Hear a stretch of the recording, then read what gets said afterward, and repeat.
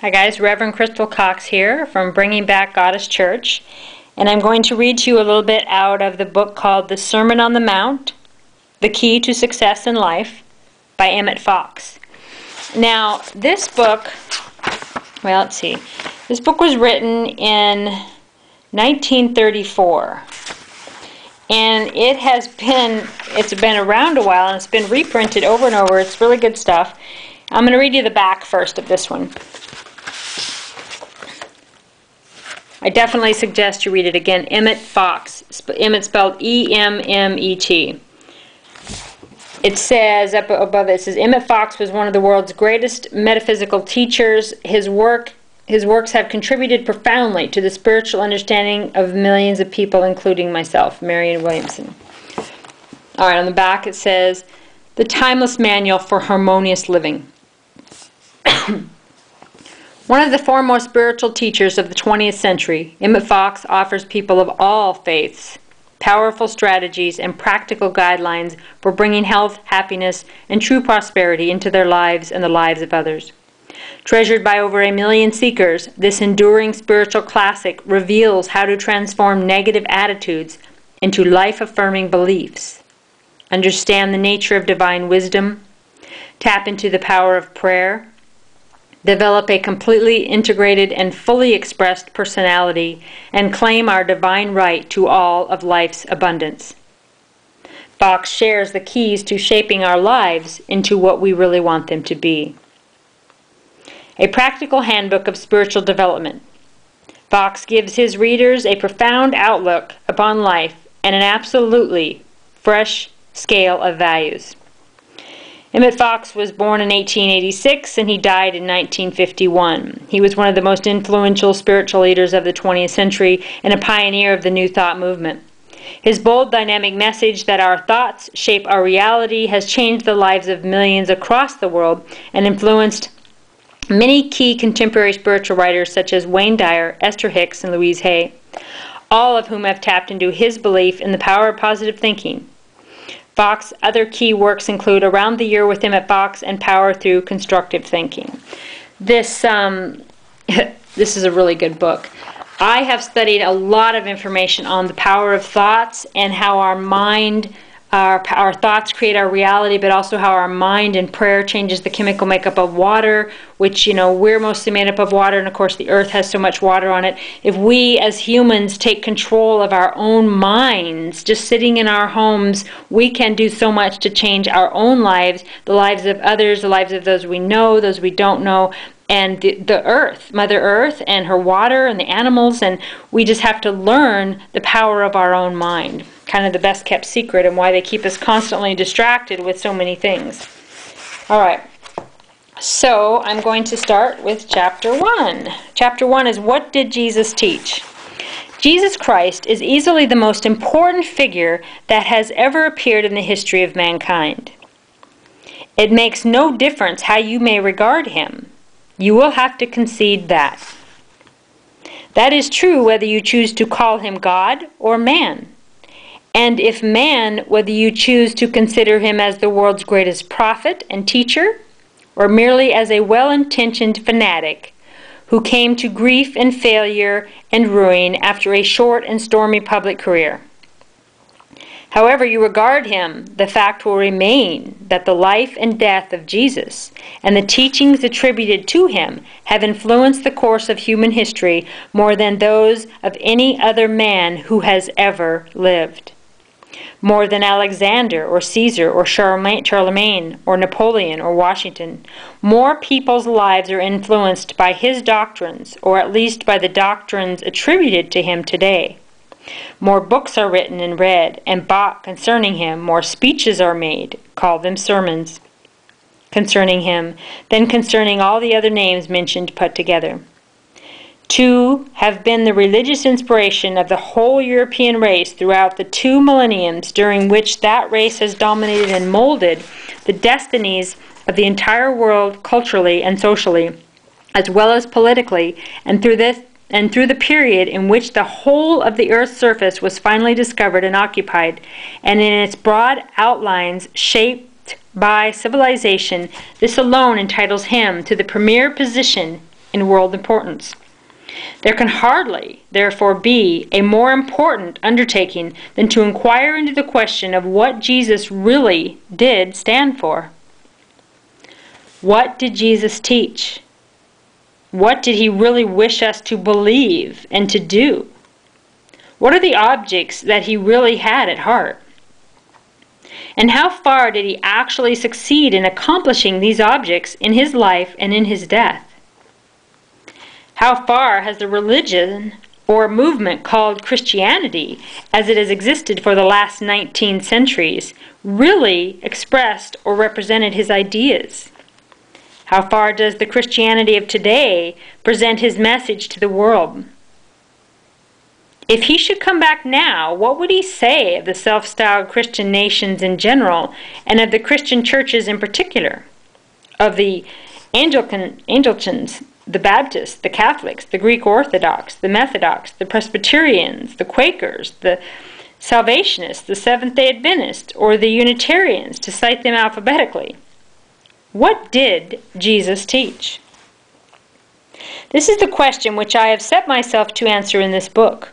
I propose to show that the message which Jesus brought has a unique value because it is the truth, and the only perfect statement of the truth of the nature of God and of man and of life and of the world and of the relationship which exists between them. And far more than this, we shall find that his teaching is not a mere abstract account of the universe, which would be of very little more than academic interest, but that it constitutes a practical method for the development of the soul and for the shaping of our lives and the destiny into the things that we really wish them to be. Jesus explains to us what the nature of God is and what our own intention and our nature is. Tells us the meaning of life and of death, shows us why we make mistakes, why we yield to temptation, why we become sick and impoverished and old. And most of all, he tells us how all these evils may be overcome and how we may bring health, happiness, and true prosperity into our lives and into the lives of others, if they really wish for them too. The first thing that we have to realize is a fact of fundamental importance, because it means breaking away from all the ordinary prepossessions of orthodoxy. The plain fact is that Jesus taught no theology whatever. His teaching is entirely spiritual or metaphysical. Historically, Christianity, unfortunately, has largely concerned itself with theological and doctrinal questions which, strange to say, have no part whatever in the gospel teaching. It will startle many good people to learn that all the doctrines and theologies of the churches are human inventions built upon their own authors out of their... Okay. Let me start that sentence. It'll startle many people to learn that all the doctrines and theologies of the churches are human inventions built up by their authors out of their own mentalities and foisted upon the Bible from the outside. But such is the case. There is absolutely no system of theology of doctrine to be found in the Bible. It is simply not there. Worthy people who felt the need of some intellectual explanation of life and also believed that the Bible was a revelation of God to man drew the natural conclusion that one must be within the other, and then, more or less unconsciously, proceeded to manufacture the thing that they wished to find. They did not have the spiritual or metaphysical key. They were not upon what is called the spiritual basis, and consequently they sought a purely intellectual or three-dimensional explanation of life, and there can be no such explanation. The actual explanation of man's life lies in just the fact that he is essentially spiritual and eternal, and that this world and the life that we know intellectually is, so to speak, but a cross-section of the full truth concerning him, and a cross-section of anything, from a machine to a horse, never can furnish even a partial explanation of the whole. Glimpsing one tiny corner of the universe, and that with only half-opened eyes, and working from an exclusively anthropocentric and geocentric point of view, men built up absurd and very horrible fables about a limited and manlike God who conducted his universe very much as a rather ignorant and barbarous prince might conduct the affairs of a small oriental kingdom. All sorts of human weaknesses, such as vanity, fickleness, and spite, were attributed to this being. Then a far-fetched and very inconsistent legend was built up concerning original sin, vicarious blood atonement, infinite punishment for finite transgressions, and in certain cases an utterly horrible doctrine of predestination to eternal torment or eternal bliss was added. Now, no such theory as this is taught in the Bible. If it were the object of the Bible to teach it, it would be clearly stated in a straightforward manner in some chapter or another, but it is not. The plan of salvation, which figured so prominently in the evangelical sermons and divinity books of a past generation, is as completely unknown to the Bible as it is to the Quran. There never was any such arrangement in the universe, and the Bible does not teach it at all. What has happened is that certain obscure texts from Genesis, a few phrases taken here and there from Paul's letters, and one or two isolated verses from other parts of the Scriptures have been taken out and pieced together by divines to produce the kind of teaching which it seemed to them ought to have been found in the Bible. Jesus knows nothing of all of this. He is indeed anything but a Pollyanna, as they say, or a cheap optimist. He warns us not once but often that obstinacy in sin can bring very, very severe punishment in its train, and that a man who parts with the integrity of his soul, even though he gain the whole world, is a tragic fool. But he teaches that we are only punished for, and actually punished by, our own mistakes. And he teaches that every man or woman, no matter how steeped in evil and uncleanliness, has always direct access to an all-loving, all-powerful Father God who will forgive him and supply his own strength to him to enable him to find himself again, and unto 70 times 7, if need be. Jesus has been sadly misunderstood and misrepresented in other directions too. For instance, there is no warrant whatever in his teachings for the setting up of any form of ecclesiasticism or of any hierarchy of officials or systems of ritual. He did not authorize any such thing, and in fact, the whole tone of his mentality is definitely anti-ecclesiastical. All through his public life, he was at war with the ecclesiastics and other religious officials of his own country. They first hindered and then persecuted him. With a perfectly sound instinct of self-preservation, they felt instinctively that the truth, as he taught it, was the beginning of the end for them, and they finally had him put to death. Their pretensions to authority as the representatives of God has ignored completely, and for their ritual and their ceremonies he invited only impatience and contempt. It seems that human nature is very prone to believe what it wants to believe, rather than to incur the labor of really searching the Scriptures with an open mind. Perfectly sincere men, for example, have appointed themselves Christian leaders and the most imposing and pretentious titles, then clothe themselves in elaborate and gorgeous vestments, the better to impress the people in spite of the fact that their master, in the plainest language, strictly charged his followers that they must do nothing of the kind. Quote, "But be ye not called rabbi, For one is your master, even Christ, and all ye are brethren. Matthew 23:8. And he denounced the Pharisees as hypocrites because they love the chief seats and bind heavy burdens, grievous to be borne, with all sorts of rules and regulations. Jesus, as we